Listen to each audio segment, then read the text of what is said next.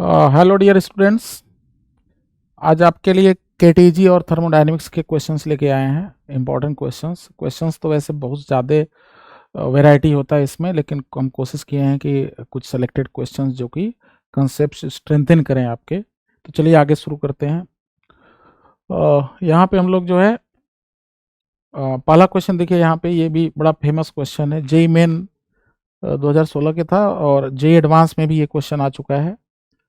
तो क्वेश्चन क्या कह रहा है कि पीवी ग्राफ दिया, n moles of ideal gas undergoes process A to B as shown in the figure, the maximum temperature of the gas during the process will B.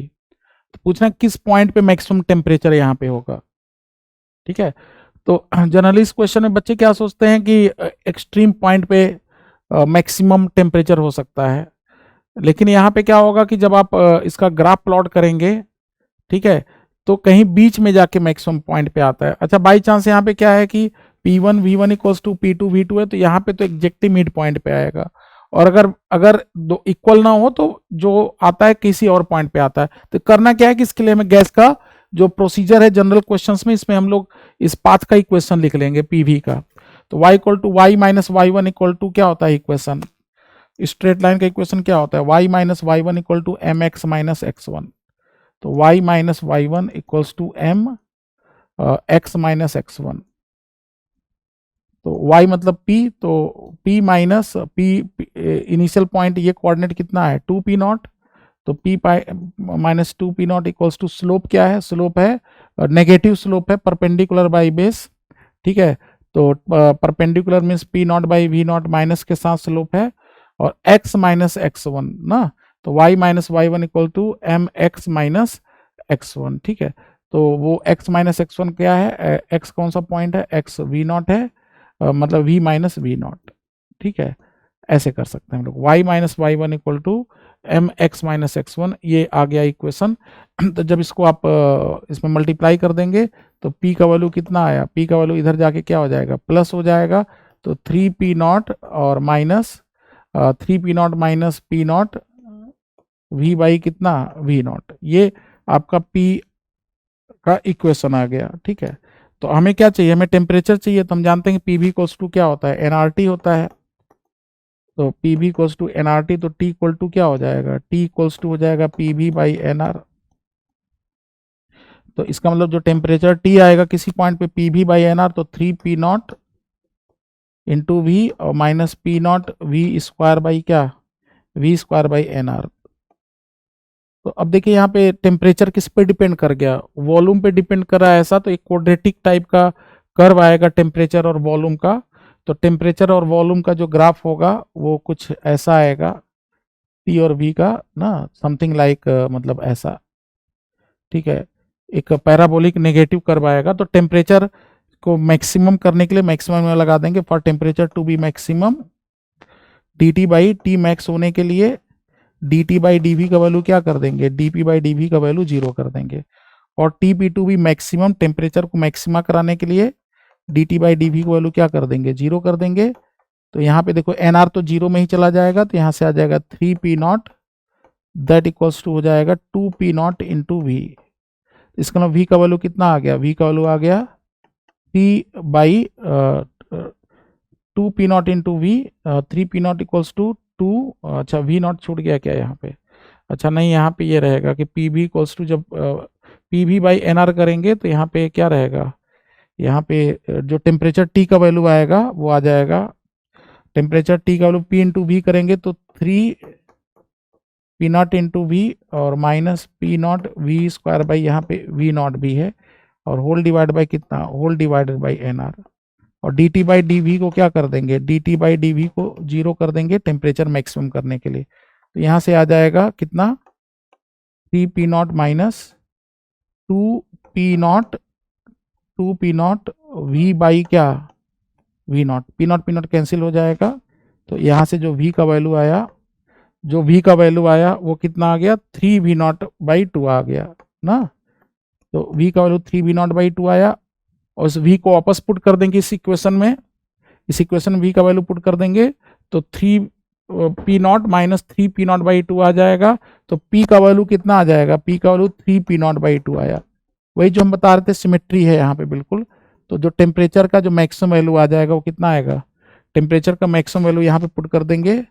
So T का जो maximum value आ जाएगा P V by N R, तो 9/4 P not V nought by क्या आ जाएगा, N R आ जाता है। ठीक है, तो ऑप्शन सी इज करेक्ट। ठीक है, ऑप्शन सी इज करेक्ट। तो इस टाइप के क्वेश्चन में मतलब जनरली अगर एग्जाम में आए और ये देखिए कि initial P1 V1 equal to final P2 V2, तो जो मैक्सिमम टेम्परेचर होता है बिल्कुल मिड पॉइंट पर होता है। दिस इज टी का मैक्सिमम वैल्यू। बात समझ में आया? तो किस जगह पे होगा, तो देखो यहाँ पे ये था आपका वॉल्यूम V नॉट और ये कितना था 2 V नॉट, ये कहाँ पे आया 3 V नॉट बाई 2 पे आया। उसी तरीके से T नॉट, तो टेम्परेचर जो आएगा मिड वो कहाँ पे आ जाएगा, जो मैक्सिमम टेम्परेचर आएगा टी और वी का अगर कर्व बनाएंगे, ठीक है, तो मैक्सिमम टेम्परेचर कहाँ पे आ रहा है, मैक्सिमम टेम्परेचर जो आ रहा है ये किसका ग्राफ बनाए थे हम लोग, पी और जो है पी और टेम्परेचर और वॉल्यूम का जो ग्राफ बनाएंगे, तो टेम्परेचर और वॉल्यूम का ग्राफ कुछ ऐसा बना है, x minus X square opening downward parabola. ठीक है ना, चलिए आगे देखते हैं। अगला क्वेश्चन देखिए जो है ना, अगला क्वेश्चन यहाँ पे ये है कि n mole of monatomic ideal gas undergo a thermodynamic process along path shown in the figure from state 1 to state 2. The gas pressure in state 1 is P naught. State 1 में प्रेशर P naught है और state 2 में जो है find the amount of heat supplied in the gas. ठीक है, तो पूछ रहे हैं कि इसमें कितना हीट सप्लाई होगा। ठीक है, तो इन दिस प्रोसेस, तो इस प्रोसेस में कितना हीट सप्लाई होगा। ठीक है, तो कितना हीट सप्लाई होगा ये चलिए मान लेते हैं कि इस वॉल्यूम को V नॉट और 2V नॉट कर देते हैं, V1 V2 के टर्म में निकालने उससे भी वो भी है सही, चलो हम इसको कर देते हैं V नॉट और 2V नॉट कर देते हैं, चलो ठीक है। तो V नॉट और 2V नॉट के टर्म में मतलब हम कर दिए इसको, क्वेश्चन को थोड़ा सा मॉडिफाई कर दिए। तो देखिए ध्यान से, ये जो है एक तरीके से लीनियर प्रोसेस है, ओरिजिन से पास कर रहा है। तो कोई भी अगर प्रोसेस इस टाइप का हो, पूछा है कि find the amount of heat, तो हमें पता है कि first law of thermodynamics d Q का वैल्यू क्या होता है, d U plus d W, और डी क्यू होता है एन सी डी टी, और डी यू होता है n C B d T, और डी डब्ल्यू होता है पी डी वी। तो किसी प्रोसेस का जो सी निकालना हो तो उसके लिए हो जाएगा सी बी।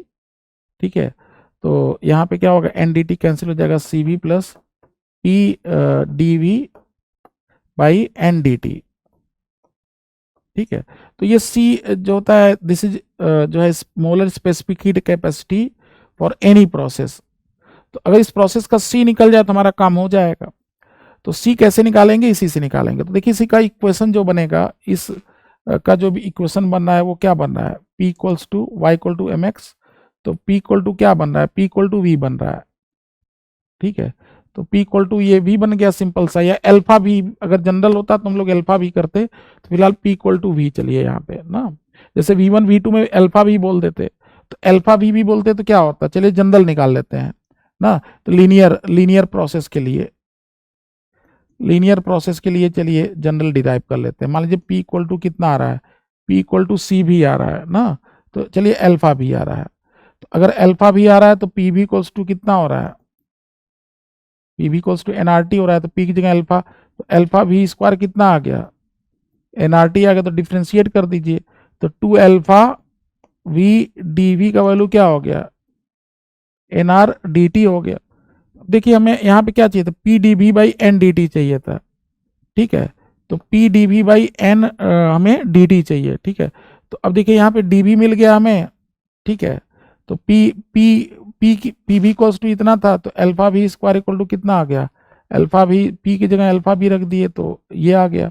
तो d V by D T यहाँ से कितना आ रहा है, तो जो d V by D T का वैल्यू आ रहा है वो एन आर डिवाइडेड बाई कितना आ रहा है, 2 अल्फा भी आ रहा है। डी वी बाई, क्योंकि d V by D T हमें चाहिए, तो d V by D T कितना आ रहा है, तो d V by D T का वैल्यू आ रहा है एन आर बाई 2 अल्फा भी। ठीक है, तो P अब इसमें क्या करेंगे, हमें तो इसमें P बाई एन करना है ना, तो P बाई एन करना है, तो इसमें 1 बाई एन भी कर दीजिए। तो P की जगह क्या रख दिए, P की जगह अल्फा, तो इसका मतलब P d V by n d T का वैल्यू क्या आ जाएगा, तो अब n से डिवाइड कर देंगे। ठीक है, n से डिवाइड कर P से मल्टीप्लाई कर देंगे, तो P इंटू आर और डिवाइड बाई कितना 2 अल्फा भी, और पी की जगह क्या रख देंगे, पी तो अल्फा भी ही है, यहां से देखो ध्यान से, तो पी की जगह अल्फा भी रख देंगे तो ये किसके बराबर आ गया, r/2 के बराबर आ गया। मतलब जो सी का वैल्यू आया इस प्रोसेस के लिए, वो सी का वैल्यू कितना आ गया, सी का वैल्यू r/2 आ गया। मतलब कोई भी लीनियर प्रोसेस अगर है, कोई भी लीनियर प्रोसेस है पी वी का, तो वहां पे सी का वैल्यू हमेशा r/2 आएगा। पी इक्वल टू, चाहे ये तुम्हारा v1 v2 होता तो भी क्या आता, तो भी r/2 ही आता। तो जब r/2 आ गया सी का वैल्यू, तो सी का वैल्यू कितना आ गया यहाँ पे, तो बताओ जरा। तो सी का वैल्यू सी भी, और कैसा गैस है यहाँ पे, मोनो एटॉमिक है, तो मोनो एटॉमिक के लिए सी भी का वैल्यू कितना होता है, 3r/2 होता है। सी भी प्लस r/2 रख देंगे, तो 3r/2 और प्लस कितना r/2, तो कितना आ गया, 2r आ गया। तो अगर मोनोएटॉमिक गैस हो तो कोई भी लीनियर प्रोसेस के लिए सी का वैल्यू 2r आ जाएगा। तो जब सी का वैल्यू 2r आ गया तो डेल्टा क्यू का वैल्यू क्या होता है, n T into delta T होता है। ठीक है, तो एन सी डेल्टा टी कितना हो जाएगा, ये हो जाएगा तुम्हारा कितना नंबर है, एन नंबर ऑफ मोल्स है, तो एन इंटू 2r इंटू कितना डेल्टा टी। ठीक है, और एनआरटी ही तो पी भी होता है, तो दैट इक्वल्स टू क्या हो जाएगा, दैट इक्वल्स टू हो जाएगा तुम्हारा P2V2 माइनस P1V1। तो क्योंकि पी भी इक्वल्स टू क्या होता है, एन आर टी होता है, तो इसका मतलब है कि तुम्हारा जो है एन आर डेल्टा टी क्या हो जाएगा, P2V2 माइनस P1V1 हो जाएगा। तो P2V2 माइनस P1V1, तो ये प्रेशर कितना हो जाएगा, अगर ये पी नॉट है तो ये क्या हो जाएगा, 2p0 हो जाएगा। तो दैट इक्वल्स टू क्या हो जाएगा, that equals to P2V2 minus P1V1 हो जाएगा, क्योंकि पी भी एनआरटी है। इंटू कितना, इंटू कितना, इंटू 2 कर देंगे, देखो ध्यान से, तो 2 तो कॉमन में आ गया, तो 2 कॉमन में आ गया तो क्या हो गया, n R delta T, T की जगह 2r कर देंगे, तो 2 टाइम्स P2V2 और माइनस कितना P1V1, तो 2 टाइम्स P2V2 कितना है 4p0V0, और P1V1 कितना है P0V0, तो कितना आ गया 3p0V0। तो फाइनल आंसर क्या हो गया, फाइनल आंसर इज 6p0V0, इस क्वेश्चन का आंसर हो गया। बात समझ में आया। तो ये इंपॉर्टेंट ट्रिक था जो है कि कोई भी लीनियर प्रोसेस है तो अगर हमें टोटल हीट निकालना है तो एक लाइन में कर देंगे। सी का वैल्यू ध्यान रखिए 2r होता है, याद रख लेंगे इसको। ठीक है, आगे चलते हैं। ये देखो ये जे एडवांस का क्वेश्चन है 2022 का। ये फेमस चिमनी प्रॉब्लम है ना, तो इसको चिमनी प्रॉब्लम के नाम से हर्राते हैं लोग इस क्वेश्चन से, और बड़ा कंट्रोवर्सी इस पे क्रिएट हुआ था कि आईआईटी इनकम्प्रेसिबल फ्लूइड का दे क्यों दिया। तो आईआईटी ऐसा ऑप्शन इसमें ट्रिक से सेट किया हुआ है कि वो कहेगा कि अगर किसी को कंप्रेसिबल के बारे में जानकारी ना हो तो भी हम वो क्वेश्चन सॉल्व कर सकता है। तो ध्यान से देखिए कि चिमनी में से धुआं निकल रहा है, नीचे से गया ऊपर निकल गया। An ideal gas of density rho equal to 0.2 kg per meter cube enters chimney of height h at the rate of alpha equal to 0.8 kg per second from lower end and escape through the upper end as shown in the figure। अब धुआं ऐसे निकलता है और यहाँ से बाहर निकल जाता है।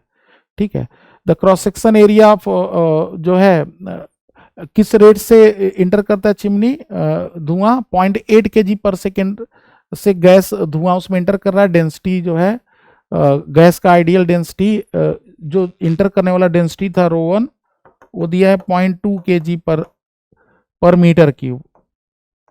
ठीक है, और जो इंटर कर रहा है गैस वो जो dm/dt है, इसको बोलते हैं किस रेट से मास उसमें इंटर कर रहा है, दैट इज 0.8 kg पर second, dm/dt।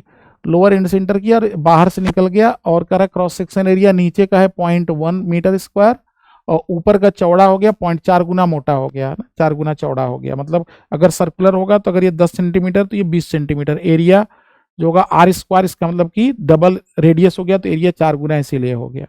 The pressure at the pressure and the temperature of gas at lower end are, lower end पे गैस का प्रेशर 600 पास्कल है और टेम्परेचर 300 केल्विन है। While the temperature of gas at upper end 150 kelvin. जो temperature यहाँ पे जो है T1 का वैल्यू दिया है आपका 300 केल्विन, और ऊपर जो है T2 का वैल्यू, नीचे टेम्परेचर 300 केल्विन है और ऊपर का टेम्परेचर जो है 150 केल्विन है, ये इन्फॉर्मेशन।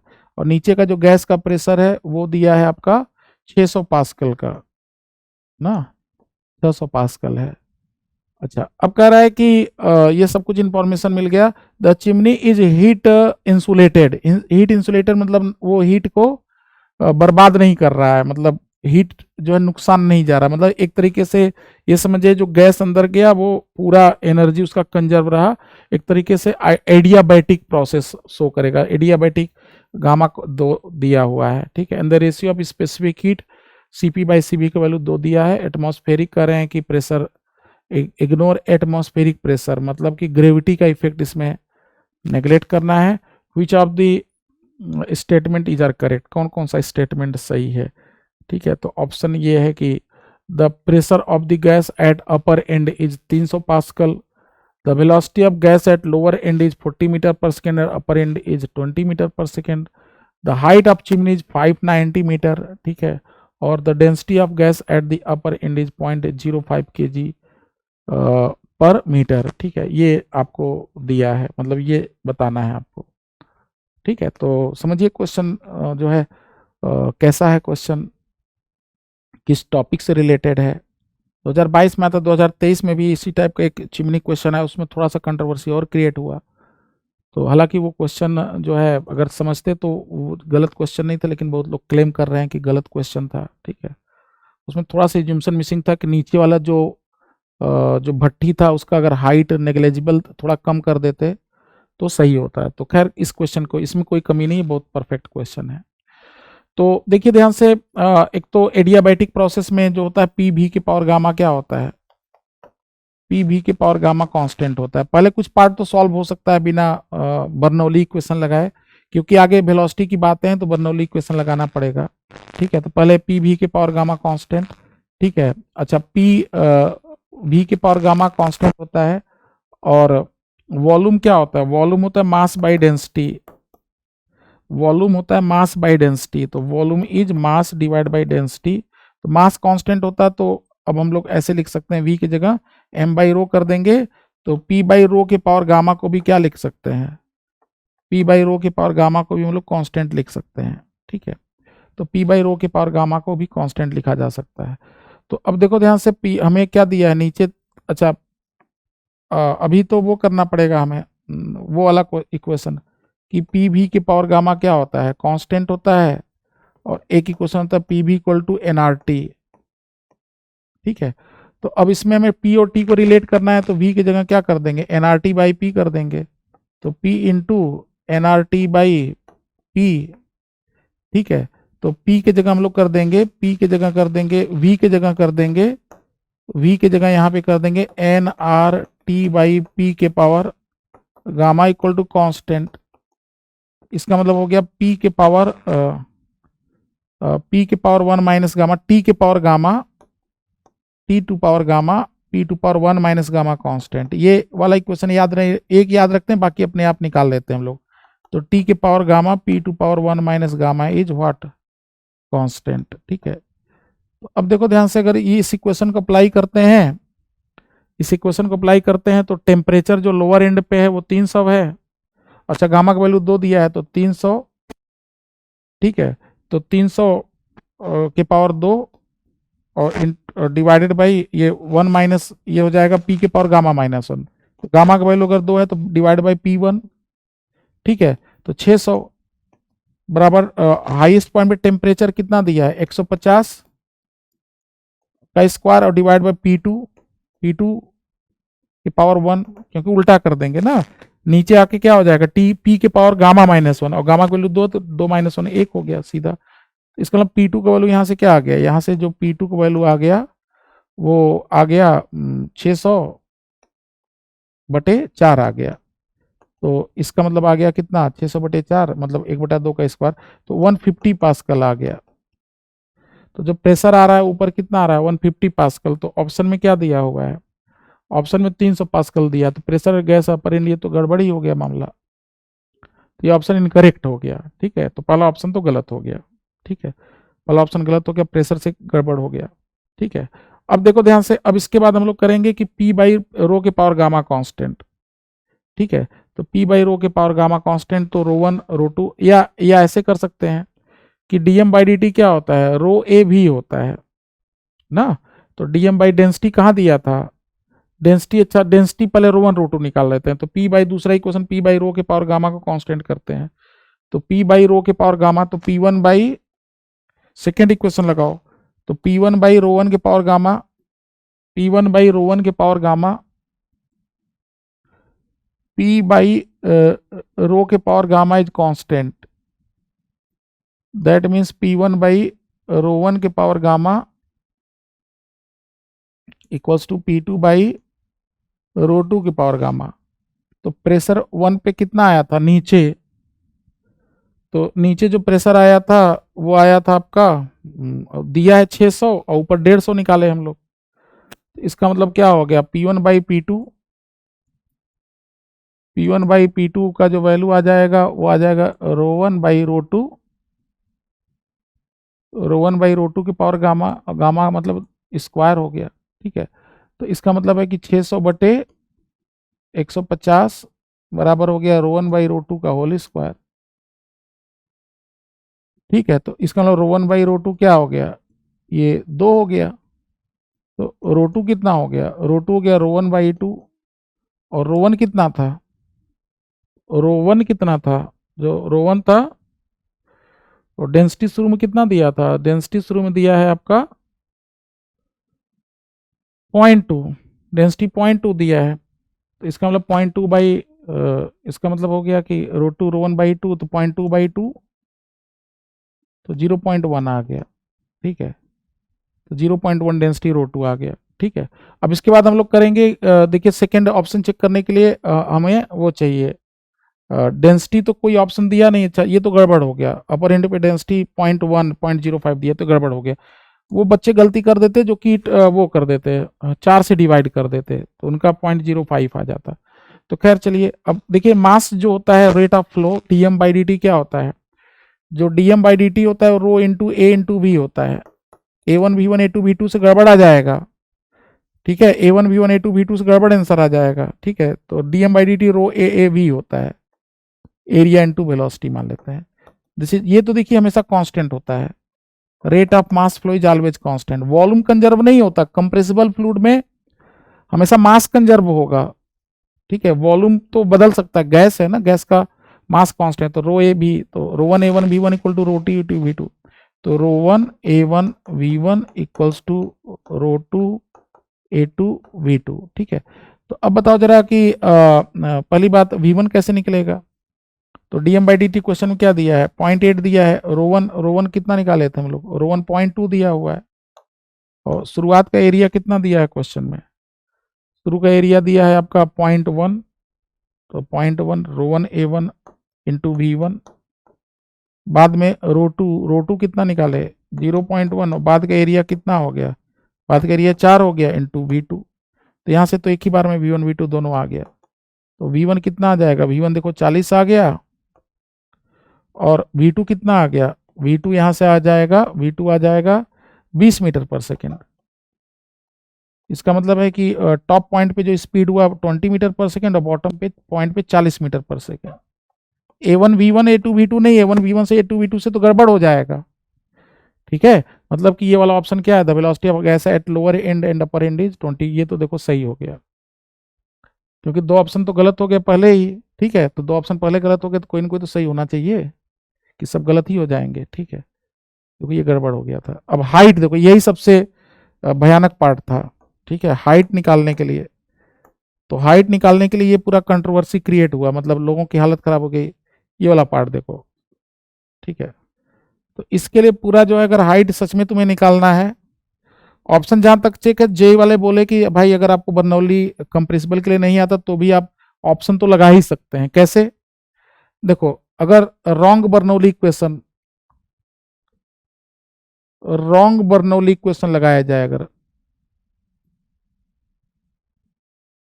रॉन्ग बर्नौली जगह इक्वेशन लगाते हैं यहाँ पे, मतलब कि रॉन्ग बर्नौली इक्वेशन क्या होता है, P one plus half rho one V one square plus 0 बराबर P two plus half rho two V2 square plus rho two GH। अगर तुम रॉन्ग बर्नौली इक्वेशन लगा के तुम सॉल्व करोगे, रॉन्ग क्यों बोल रहे हैं, क्योंकि ये फ्लूइड का डेंसिटी वेरिएबल है, तो this equation is not applicable for this equation. ये किसके लिए होता है, this is for incompressible fluid के लिए होता है ना। तो wrong Bernoulli equation for compressible fluid अगर लगा दिए, क्योंकि कंप्रेसिबल फ्लूइड के लिए ये इक्वेशन नहीं लगता, ये इक्वेशन किसके लिए लगता है, दिस इज ओनली फॉर किसके लिए होता है, only for non compressible fluid.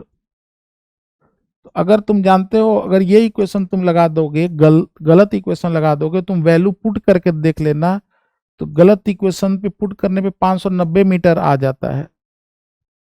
तो मैक्सिमम बच्चे क्या करते हैं कि जैसे ही आया गलत इक्वेशन लगाए, कहें ये तो आ गया आंसर, तो 590 मीटर गलत इक्वेशन लगा के आया, ये इक्वेशन वैलिड होता है नहीं। ये किसके लिए होता है, रॉन्ग बर्नौली इक्वेशन होता है फॉर कंप्रेसिबल फ्लूइड। ये केवल किसके लिए होता है, ये नॉन कंप्रेसिबल के लिए केवल बेटा होता है। तो अगर तुम इस चीज को कंप्रेसिबल वाला नॉन कंप्रेसिबल लगा दोगे, जो आंसर आएगा क्या वो सही आंसर होगा, इसके लिए रॉन्ग इक्वेशन लगाओगे तो कौन सा आंसर मिलेगा, रॉन्ग आंसर मिलेगा, रॉन्ग आंसर मिलेगा। इसका मतलब 590 मीटर इज रॉन्ग आंसर। तो ये ऑप्शन भी क्या हुआ, ये ऑप्शन भी गलत हो गया। बात समझ में आया, इसका मतलब ये वाला ऑप्शन भी क्या था, गलत था, एक ही ऑप्शन सही था इसका। ठीक है, तो मतलब जो लगे क्लेम करने लोग कि आईटी तो अत्याचार कर दिया, वो ये बड़ा ट्रिकी ऑप्शन सेट किया था कि गलत इक्वेशन लगाने पे जो आंसर आएगा, क्योंकि बर्नौली इक्वेशन तो ये सबको पता है कि कंप्रेसिबल फ्लूइड के लिए ही नहीं होता ये वाला, ये तो इनकम्प्रेसिबल फ्लूइड के लिए होता है, नॉन कंप्रेसिबल या इनकम्प्रेसिबल ना, नॉन नहीं इनकम्प्रेसिबल बोलते हैं। ठीक है, इनकम्प्रेसिबल फ्लूइड, इनकम्प्रेसिबल फ्लूइड के लिए होता है। ठीक है, तो अब तुम कहोगे कि सर एक्चुअल आंसर आएगा कैसे, एक्चुअल आंसर होगा क्या, अगर इंटीजर टाइप में आ गया, पूछ दिया चिमनी का हाइट बताओ, तब तो भाई ये तो ट्रिक से काम चलेगा नहीं, एक्चुअल कैसे निकालेंगे। तो देखो एक्चुअल देखते हैं क्या होता है, Bernoulli equation for compressible fluid, Bernoulli equation for incompressible fluid, sorry compressible fluid, compressible fluid के लिए बर्नौली इक्वेशन। तो ध्यान से देखते हैं, एक्चुअली बर्नौली इक्वेशन जो होता है वो कहाँ से आता है, एक्चुअली वो जो बर्नौली इक्वेशन आता है वर्क एनर्जी मतलब कंजर्वेशन ऑफ एनर्जी से ही आता है। तो कहते हैं मान लो कि कोई ये पाइप से लिक्विड फ्लो कर रहा है, फ्लूइड फ्लो कर रहा है। ठीक है, ये मान लो फ्लूइड फ्लो कर रहा है, यहाँ का प्रेशर मान लेते हैं P है, और यहाँ का थोड़ा सा ज़्यादा प्रेशर है, मान लेते हैं P प्लस DP है, P प्लस DP प्रेशर है।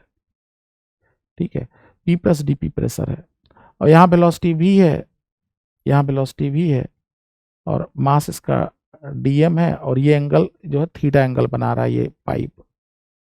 ठीक है, थीटा एंगल बना रहा है, और ये लेंथ मान लेते हैं DL लेंथ है। ठीक है, ये DL लेंथ है, और यहाँ पे क्रॉस सेक्शन एरिया मान लेते हैं, क्रॉस सेक्शन एरिया मान लेते हैं A है, क्रॉस सेक्शन एरिया A है, और फ्लूइड जो है इधर मोशन कर रहा है, मूव कर रहा है इस डायरेक्शन में V वेलोसिटी से। ठीक है, तो अब फ्लूइड मूव कर रहा होगा तो एक्सेलरेटेड फ्लूइड ऊपर की तरफ मान लेते हैं, तो इक्वेशन ऑफ मोशन क्या बनाएंगे, इक्वेशन ऑफ मोशन बनाएंगे P ना, P ऊपर की तरफ P में से P, तो हम लोग क्या कहेंगे, हम लोग ये बोलेंगे कि सराउंडिंग लिक्विड इसको कितने से प्रेस कर रहा है, P से प्रेस कर रहा है, पुश कर रहा है।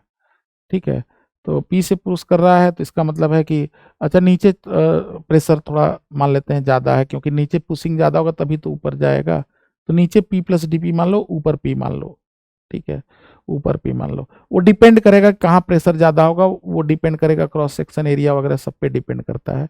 तो चलो इक्वेशन लिखते हैं, तो हम लोग बोलेंगे P प्लस DP ऊपर की तरफ इंटू A माइनस PA और माइनस क्या DMG sine theta that equal to DMA। तो DMA की जगह क्या कर देंगे, VdV बाई DS कर देंगे, VdV बाई DL कर देंगे। ठीक है, B D V by D L कर देंगे। ठीक है, तो यहाँ से क्या आ जाएगा, अच्छा डीएम का वैल्यू क्या हो जाएगा, डीएम का वैल्यू हो जाएगा रो into A into D L हो जाएगा। तो इसका मतलब डीएम बाई डी एल की जगह क्या लिख सकते हैं, रो इंटू ए लिख सकते हैं। डीएम बाई डी एल की जगह हम लोग क्या लिख सकते हैं, रो इंटू ए लिख सकते हैं। तो यहाँ से देखो ध्यान से, D P A minus DM की जगह A rho A D L sine theta, और D L sine theta D L sine theta equals to D M by D L. तो D M by D L क्या हो जाएगा, rho A into V D V हो गया ना, D M by D L की जगह रो ए लिख दिए तो रो ए डी वी हो गया। ठीक है, तो अब देखो ध्यान से, डी एल साइन थीटा को डी एच लिख सकते हैं। तो अब ए काट दो तो D P minus D P. ठीक है, तो अच्छा हम क्यों अपनी तरफ से एज्यूम करें कि ये p प्लस है कि ज़्यादा है। ठीक है, वो वही सही था, मतलब कि हम लोग इसको इधर को p लेंगे, उधर को p प्लस, इधर को p लिख लेते हैं और उधर को p प्लस dp लिखते हैं। जो आना होगा अपने आप ही आएगा। हम मान लेते हैं कि जो भी है वो इंक्रीमेंटल ही है, चलो ठीक है। हम क्यों एज्यूम करें कि घट रहा है बढ़ रहा है। ठीक है, हम कौन होते हैं, वो जो आना होगा वही आएगा। तो हम लोग कहेंगे ऊपर का फोर्स क्या होगा, P A minus P plus D P ए और माइनस डी। तो देखो ये माइनस डी पी ए हो जाएगा। ठीक है, वो सही है, क्योंकि अपने आप जो आना होगा आ जाएगा। हम क्यों कौन होते हैं डिसाइड करने वाले कि बढ़ रहा है घट रहा है। ठीक है, तो अब देखो ध्यान से, D P equals to D P minus D P minus D P minus rho, अच्छा जी छूट गया, minus rho G D H equals to क्या आ जाएगा, ए भी कट गया था, rho into V D V, rho into V D we.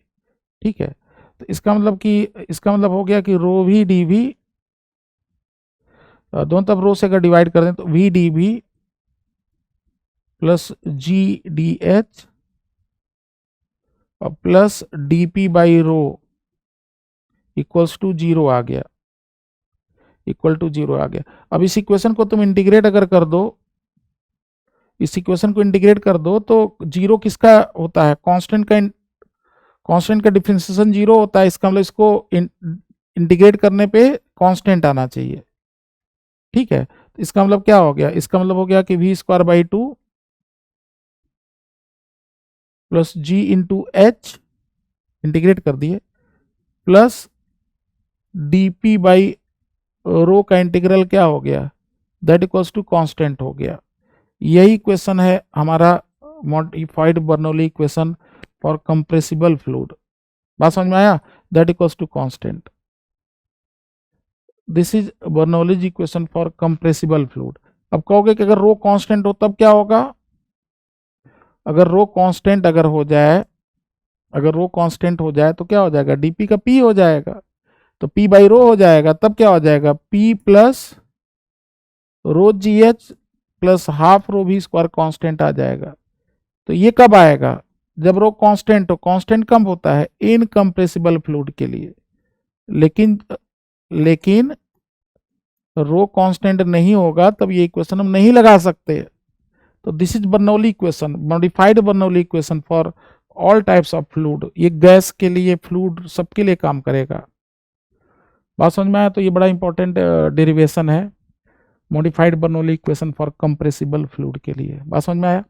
तो अब देखो, अगर आपका जो ये वाला क्वेश्चन है, चिमनी वाला क्वेश्चन, तो उसमें तो एडियाबैटिक प्रोसेस है। तो for adiabatic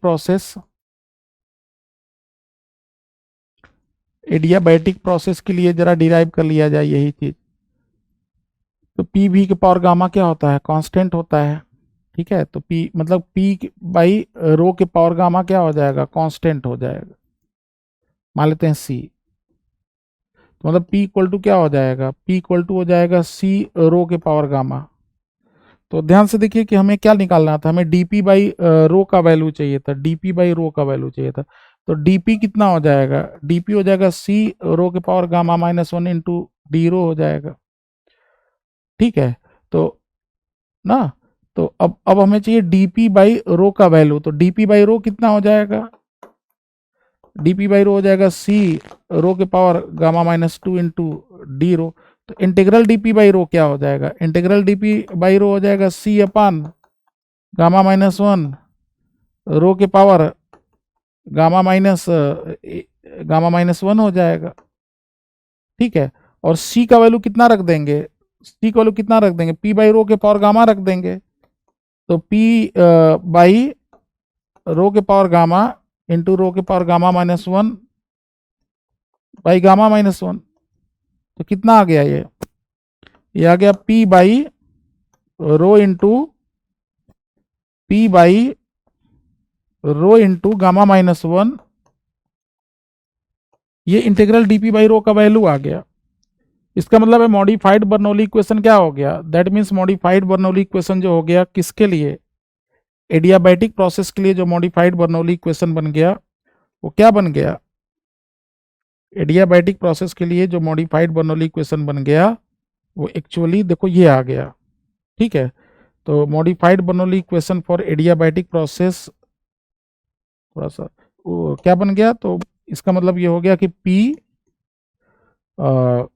modified Bernoulli equation के लिए क्या बन गया, वी स्क्वायर बाई टू, तो V square by two plus G H, V square by two plus G H plus plus P by rho into gamma minus one that equals to constant P by rho into gamma minus one. सही है ना, क्योंकि सी की जगह क्या रख देंगे, सी की जगह हम लोग रख देंगे पी बाई रो के power gamma, P by rho के पावर गामा रख दिए, तो पी बाई रो के पावर गामा का रख दिए हम लोग। सी की जगह पी बाई रो के पावर गामा रख दिया, तो पी और रो एक रो कट गया, तो क्या बचा यहाँ पे, वन बाई रो नीचे आ गया। सही तो है, ठीक है। तो P by rho gamma minus one that equals to constant, this is Bernoulli equation for adiabatic process, this is Bernoulli's equation for adiabatic process. बात समझ में आया, एडियाबैटिक प्रोसेस का इसी तरीके से आइसोथर्मल के लिए भी निकाला जा सकता है। आइसोथर्मल के लिए P V equal to constant आ जाता है, उसको इंटीग्रेट करेंगे तो वहां से भी मतलब किसी प्रोसेस के लिए आप बर्नौली इक्वेशन निकाल सकते हैं, वेरी इजी। ठीक है, देख लीजिए आराम से।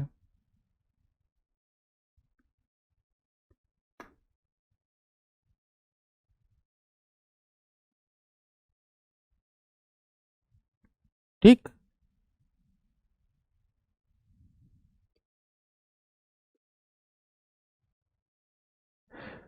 अच्छा यहाँ पे गामा छूट गया था ना, डिफ्रेंशिएट करेंगे तो क्या हो जाएगा, सी गामा आ जाएगा, तो गामा छूट गया था कॉन्स्टेंटली। ठीक है, तो गामा यहाँ मल्टीप्लाई कर लीजिए, पी गामा या गामा पी। ठीक है, तो गामा गामा यहाँ पे रहेगा। ठीक है, तो गामा पी अपन रो अपन गामा माइनस वन कॉन्स्टेंट।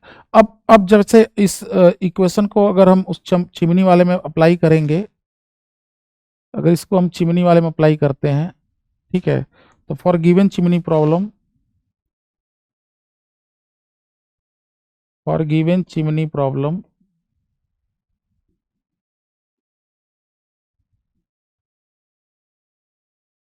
जो चिमनी प्रॉब्लम आपको दिया हुआ है उसके लिए जब पुट करेंगे तो v का वैल्यू, तो V one square by two plus zero, H को जीरो पुट कर देंगे, प्लस गामा गामा पी, तो गामा की जगह क्या रख देंगे, दो रख देंगे, गामा टू है, गामा का वैल्यू टू है। ठीक है, तो गामा का वैल्यू टू है, तो two P one by rho, तो two P one by rho one equals to क्या, V two square by two plus plus क्या जी एच और plus two P two by क्या रो टू। तो V one का value कितना निकाले थे, वी वन का वैल्यू हम लोग निकाले थे, वी वन का वैल्यू हाँ, 20 40 आया था, V2 20 आया था, V1 40 आया था, V2 20 आया था, तो V1 का वैल्यू 40, तो 40 का स्क्वायर बटे 2 प्लस 2 P1 कितना था? P1 था आपका, P1 था 600 और O1 था 0.2, P1 600 और O1 0.2, तो P1 था 600 और O1 था 0.2, तो P1 था आपका 600 और O1 था 0.2, और बाद में V2 स्क्वायर, तो V2 कितना था? 20 था, स्क्वायर बटे 2 प्लस G के जगह 10, H तो H ही है। P2 कितना था? P2 था 150 और रो2 था 0.1, रो2 था 0.1। तो सॉल्व करके देखना H का वैल्यू कितना आएगा? 1600 बटे 2 800, 800 और 0.1 चला गया, तो 0.1 चला गया तो 600 और 6068 आ गया। 6800 में से वहाँ पे क्या हो जाएगा? 6800 में से कितना चला जाएगा? फिर से देख लो, 1600 बटे 2 800, और ये हो जाएगा 1200 गुणे 5 6000, 6800। 6800 में से 400 बटे 2 200, 6600 घट जाएगा, और 6600 में से यहाँ पे 3000 घट जाएगा, 3600। तो 3600 बराबर 10H, तो H का वैल्यू कितना आ गया? 360 मीटर आ गया। तो ये एग्जैक्ट आंसर है। अगर 590 मीटर की जगह 360 मीटर होता, 590 मीटर की जगह यहाँ पे क्या होता? 360 मीटर होता, तो वो सही होता। तो इसका एक्चुअल आंसर क्या है? तो उसका एक्चुअल आंसर है 360 मीटर। समझ गए? इतना खतरनाक कंसेप्ट है बेटा, इसमें ध्यान समझना है एक एक पॉइंट को। इसका एक्चुअल आंसर है 360 मीटर। तो एक्चुअल आंसर है इसका, actual answer of H equal to 360 metre. समझ गया बेटा? बहुत धांसू क्वेश्चन था, समझ लो एक एक पॉइंट्स को। ये बिल्कुल इनोवेटिव कंसेप्ट है, ये नॉर्मली बुक्स वगैरह में नहीं मिलता है, ठीक है। स्पेशली ये वाला टर्म एडियाबैटिक के लिए जो डिराइव हम लोग किए, अलग से खतरनाक चीज, ठीक है। चलो अगला क्वेश्चन देखो। The speed of distribution of molecule in a sample of gas is shown in the figure. The graph between dn by du and u is a parabola. Total number of molecule in the sample is n naught. Calculate the total translational kinetic energy. तो ये Maxwell Boltzmann distribution type का curve है ये, ठीक है। तो पूछ रहा है कि ये बताइए कि काइनेटिक एनर्जी सैंपल का क्या होगा। तो काइनेटिक एनर्जी जैसे ही आए, तो काइनेटिक एनर्जी के लिए हम लोग जैसे अल्टरनेटिंग करंट में पावर के लिए हम लोग आरएमएस करंट यूज करते हैं, वैसे ही काइनेटिक एनर्जी के लिए हम लोग आरएमएस वेलोसिटी यूज करेंगे, ठीक है। तो वी आरएमएस निकल जाए तो हमारा काम हो जाएगा। तो वी आरएमएस निकालने के लिए इसी ग्राफ का सहारा लेंगे हम लोग। तो ध्यान से देखिए, D N by D U का वैल्यू क्या हो जाएगा। तो ग्राफ में दिख रहा है कि इसमें चलो ये 10⁻²00 है, तो इसको 1 से ही लेते हैं, बाद में 100 से गुणा कर देंगे, ठीक है। तो ये मान लेते हैं कि 1 × 1 है, बाद में यूनिट 1 को 100 मान ले रहे हैं। तो अब देखो y इक्वल टू इसका 1√0 1√1 है, तो क्या हो जाएगा?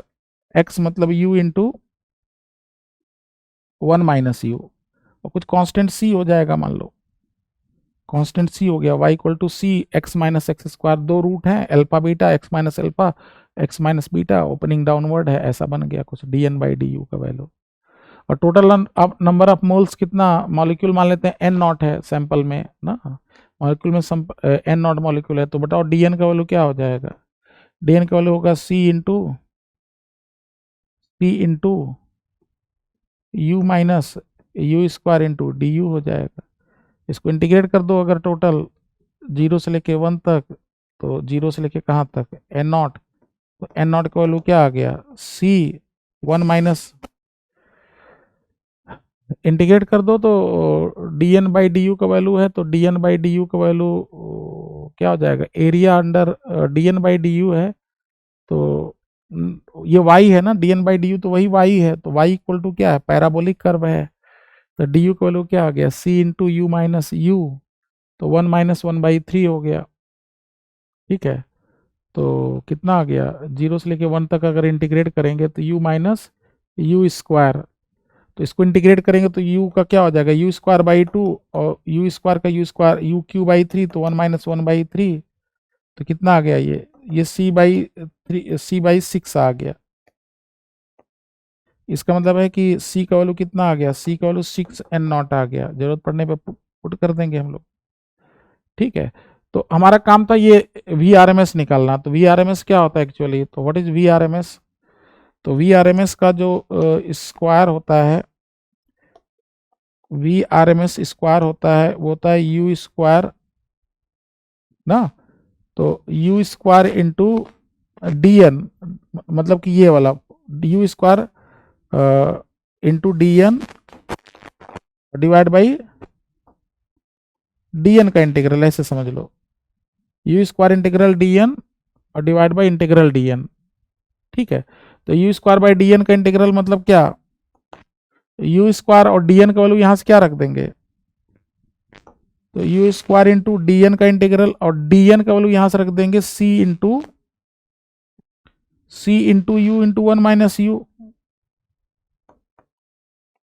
ठीक है, और यू स्क्वायर डी एन का इंटीग्रल अब 0 से लेके कहां तक, फिर वही 1 तक, ये तो यू स्क्वायर डी एन का इंटीग्रल हो गया, और डी एन का इंटीग्रल फाइनली कितना था, एन नॉट था, और सी का वैल्यू कितना रखे थे हम लोग, सी बाई एन नॉट का वैल्यू 6 था, देखो ध्यान से, सी का वैल्यू 6 एन नॉट, तो 6 आ गया, तो 6 इंटू, अब इसको इंटीग्रेट करो तो u इंटू यू स्क्वायर, तो यू क्यूब, तो यू क्यूब का u की पावर 4, तो 1/4, और यहाँ पे u स्क्वायर इंटू यू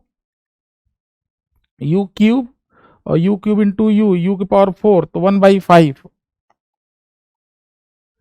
तो ये कितना आ गया, 5 में से 4 गया 1, 1/20, 6/20 आ गया, 6/20 आ गया। ठीक है, तो ये आ गया 6/20 ना, तो ये 6/20 आ गया। ये तो V R M S square आया, तो वी आर एम एस कितना आ गया, तो खैर हमें V R M S square ही चाहिए। इसका मतलब काइनेटिक एनर्जी टोटल कितना आ जाएगा, तो काइनेटिक एनर्जी जो आ जाएगा half into M into V R M S square. तो कितना है गैस का मास, 10 ग्राम है, तो 10 टू पावर मतलब 10 इंटू 10 टू पावर -3 करेंगे तो 10 टू पावर-2 हो जाएगा, और वी आर एम एस का स्क्वायर 6/20 है। अच्छा, वी आर एम एस का वैल्यू आएगा अंत में कितना, √6/20 स्क्वायर करेंगे तो 6/20 आएगा, लेकिन यहाँ पे हम लोग 1 लिए हैं, तो 1 लिए हैं तो क्या हो जाएगा, 1 लिए हैं तो इसमें हमें 100 से मल्टीप्लाई भी करना पड़ेगा लास्ट में। ठीक है, क्योंकि 100 के जगह तो 1 ही लिए हैं, तो इसमें अंत में हम लोग क्या कर देंगे, इस स्केल में 100 से मल्टीप्लाई भी कर देंगे, तो 100 से मल्टीप्लाई करेंगे तो कितना आ जाएगा, ये आ जाएगा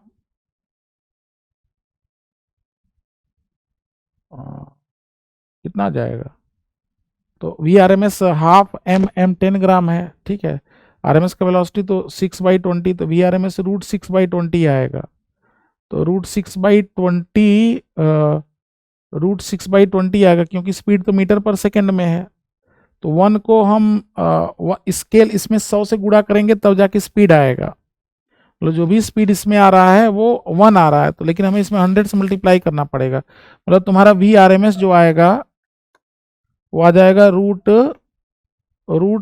6 मतलब √3/10 इंटू 100 आएगा, √3/10 इंटू 100 आएगा, तो स्क्वायर करेंगे तो कितना आ जाएगा, 3/10 मतलब 6/20 मतलब 3/10, तो 3/10 इंटू 10 टू पावर 4 आएगा,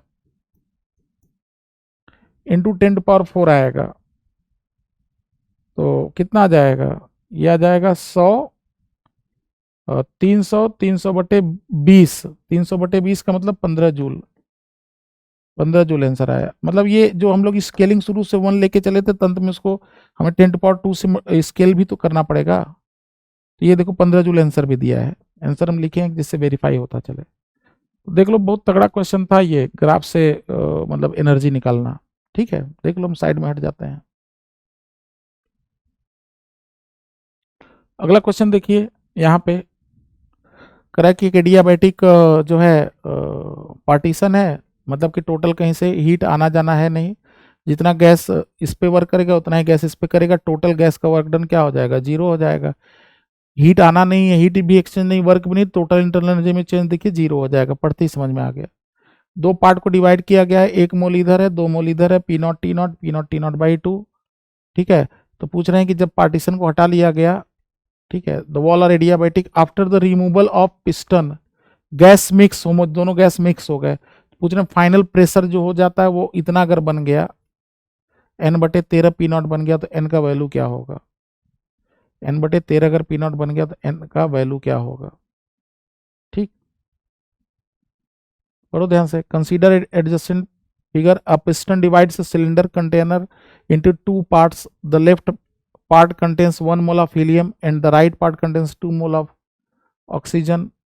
The initial temperature and pressure of gases in left and right chamber are T naught, P naught and T naught by 2 P naught respectively shown in the figure. As shown in the figure, the piston as well as the walls are adiabatic. तो adiabatic से पकड़ लिए कि heat conserve रहेगा, total heat loss होना नहीं। After removal piston, piston को हटा दिए अगर, ठीक है, पिस्टन को हटा दिए, मान लीजिए पिस्टन को क्या किए, पिस्टन को ऐसे मतलब पंक्चर कर दिए मान लेते हैं, ठीक है, बीच में होल कर दिए, कुछ कर दिए, ठीक है, तो पूछा गैस मिक्स कर गए आपस में, तो फाइनली प्रेशर क्या हो जाएगा। तो देखिए ध्यान से, तो टोटल नंबर ऑफ मोल्स क्या हो जाएगा, जब गैस मिक्स हो जाएंगे तो टोटल नंबर ऑफ मोल जो हो जाएगा वो कंजर्व हो जाएगा। तो कुल मोल क्या हो गया, 2 1 3 मोल हो गया, ठीक है, कुल टोटल मोल क्या हो गया, 3 हो गया, ठीक है। तो 1 मोल ऑफ HT हीलियम और 2 मोल ऑफ ऑक्सीजन। तो फाइनली क्या हो गया, फाइनली जो हो गया वो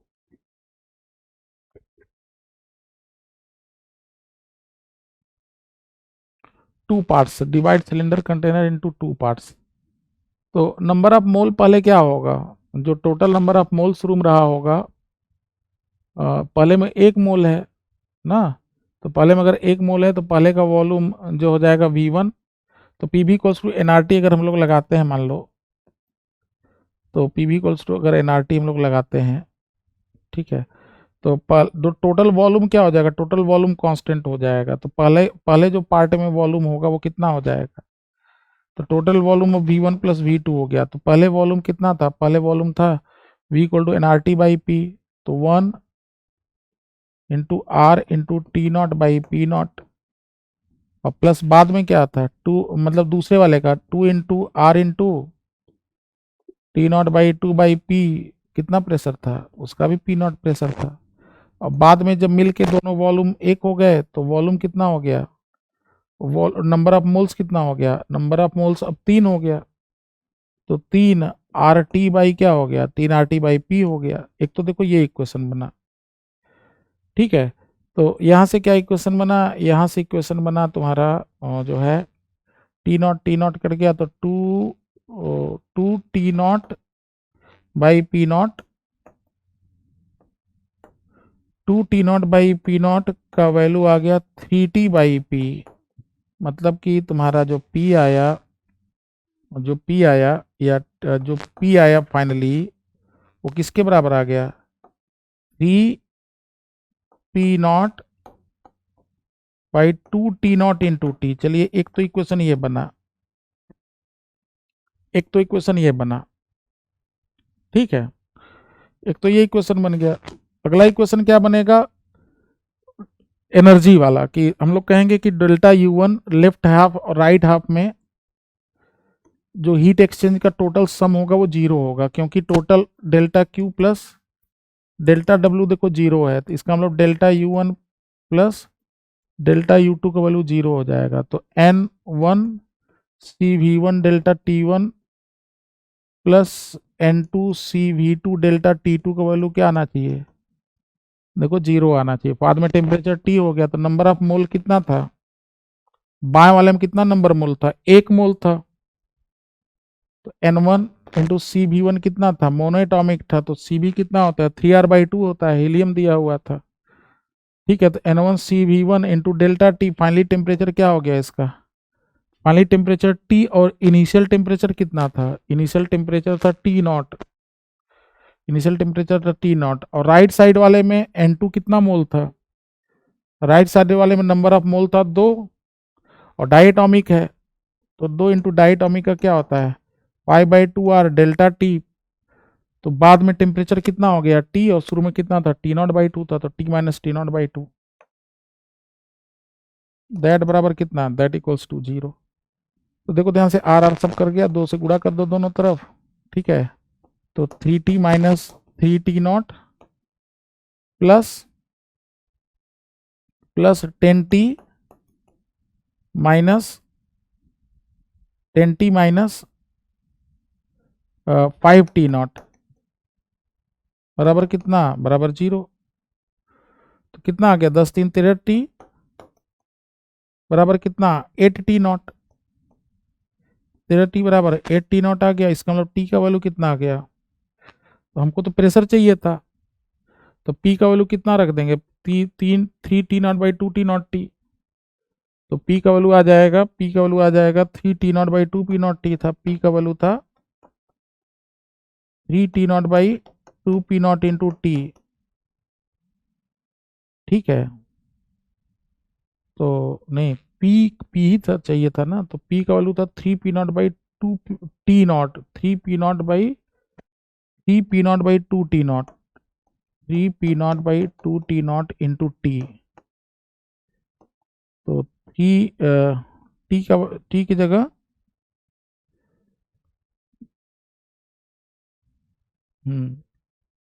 सही तो है 13 तो आ रहा है 3/2p0 टी का वैल्यू रख दो तो 3p0/2p0 3p0/2t0 और टी की जगह रख देंगे यहाँ से 8t/13 8t0/13 t0 t0 cut गया तो ये आ गया 24p0 तो 12p0 तो 12p0/13 आया 12p0/13 आ रहा है आंसर ठीक है। तो 12p0/13 तो यहाँ पे क्या दिया है तो n का वैल्यू 12 आ जाएगा और क्या ठीक है। तो आंसर क्या हो गया आंसर हो गया n इक्वल टू 12 ठीक है। पता नहीं बॉटम पे कुछ आंसर और दिया होगा इस पे मत जाना। तो ये 12 ही आया शायद 4n/30 तो n3 आता है इसमें शायद 3 दिया है तो ये 4n था यहाँ पे ना। फिलहाल अभी n का वैल्यू यहाँ पे क्या आ गया इस क्वेश्चन में अगर यहाँ पे 4n होता मान लो अगर ये 4n/13 होता तब n क्या आता तब n 3 आता जो कि शायद नीचे आंसर दिया हुआ है 3 ना। आंसर हम लिखे थे तो वो उसका आंसर है किसका इसका जब n का वैल्यू कितना हो जाएगा जब n हाँ ठीक है तो इसके लिए 3 आंसर आ जाएगा ठीक है। चलो आंसर 3 हो गया ठीक।